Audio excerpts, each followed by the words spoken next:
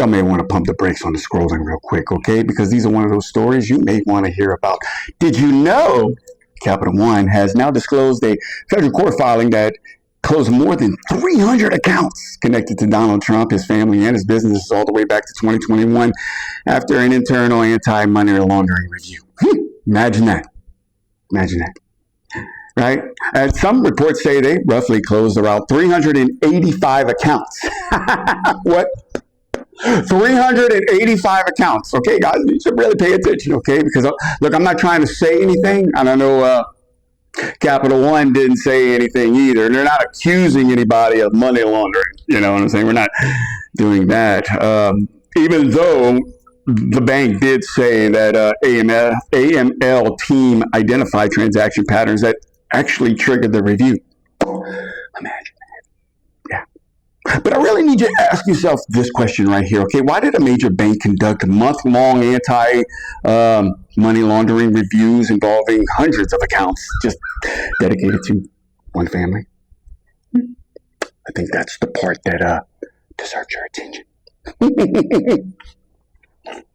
And here's where it gets interesting, guys, okay? Because you probably would have never heard about this AML review if it wasn't for Trump and his organization that tried to sue Capital One. Yep. In 2025, the Trump organization and Eric Trump tried to sue Capital One, arguing that these accounts were shut down for political reasons after January 6th. Yeah. Well, Capital One quickly pushed back and filed their own documents explaining that the closures weren't for political reasons at all. No. They were a result of months of analysis by its own anti-money laundering team. Imagine that. Yeah. In other words, the lawsuit brought all of this to light. Way to go, Eric. Yeah, Trump's a winner, I tell you. Yeah. Capital One says it would have never publicly disclosed anything confidentially until it had to defend itself in court. So ironically, the attempt to expose what they claim politically debanking ended up exposing something much, much more interesting. Wake up! Now, let's talk about that number, roughly 385 accounts. Because, look, I'm not going to sit here and tell you that having hundreds of accounts automatically means that somebody's laundering money. But I realize how large organizations have complicated banking structures and numerous accounts for legitimate reasons. Sorry, I got something in my heart. But here's the question I really need everybody to ask themselves, because if a bank's specialized anti-money laundering team spends months analyzing transaction patterns across hundreds of accounts and ultimately decides to terminate those relationships, I mean, shouldn't we know what the hell they looked at? And here's another piece of the puzzle worth remembering, guys. During Trump's campaigns, right, there was a major controversy over refusal to release his tax and financial records, were there not? Yeah, including records that people wanted to examine in court. Now, look, I'm not saying, but maybe I'm saying. You know what I'm saying? You know what I'm saying? I'm just saying.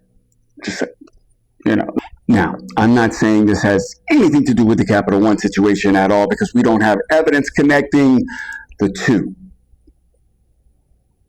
What I am simply saying is that whenever you're putting these pieces of the puzzle together, all these kinds of things are worth re-examining.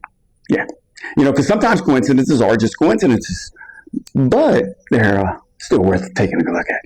Because, look, I'm not going to say this is a conviction or I'm not going to say this is a proof of crime, but, this is definitely a documented red flag that came directly from the bank's own court filings. Yeah. Just me being nosy. So now it's your turn to look at all the documents, all the reporting, and ask your own questions. Because sometimes the most interesting part of the story isn't the accusation itself. No, it's what gets revealed when somebody tries to go to court trying to prove something else. Yeah. And when you're looking at all the pieces, okay, don't just look at one isolated event. You got to look at the patterns, look at the timing, and decide whether those were meaningful connections or simply just coincidences. Well, you know the deal. Stay curious, stay enlightened, and always smile. I love y'all. I'll see y'all in the next one. Later.